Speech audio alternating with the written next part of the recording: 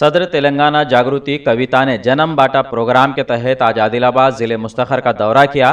इस मौके पर वो कपास खरीदी मरकज का दौरा करते हुए कपास के काश्तकारों से मुलाकात की।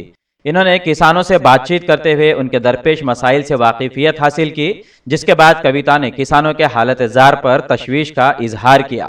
सदर तेलंगाना जागृति कविता ने कहा कि कपास फरोख्त के लिए मार्केट में आए किसानों की मुश्किलात सुनकर अफसोस हो रहा है। बेमौसम बारिश के बायस कपास की नमी बढ़ती गई, ताहम मरकजी हुकूमत के तहत सीसीआई सिर्फ वही कपास खरीद रही है जिनमें नमी 12% से कम है।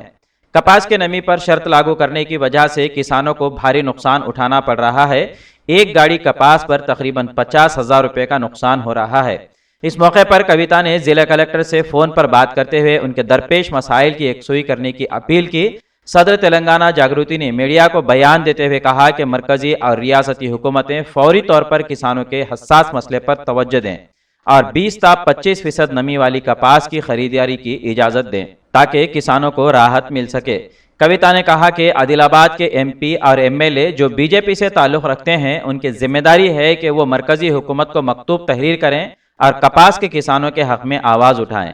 सदर जागृति ने अफसोस का इजहार करते हुए कहा कि रियासत के मुख्तलिफ हिस्सों में कपास के साथ साथ मकई, सोयाबीन और धान के किसान भी इसी तरह के परेशानियों का सामना करने पर मजबूर हैं, जबकि BRS हुकूमत में बिला किसी शर्त के कपास की खरीदी अमल में लाई गई।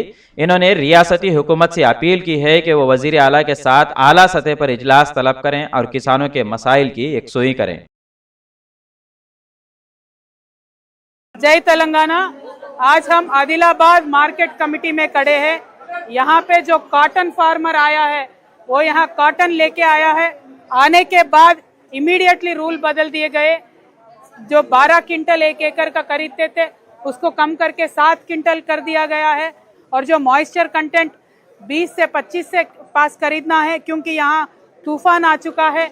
ये हालात देखते हुए भी यहाँ की सरकार, ना तो सेंट्रल गवर्नमेंट ना तो स्टेट गवर्नमेंट, रैयत की जो दिक्कत है उसको पहचान नहीं रही है।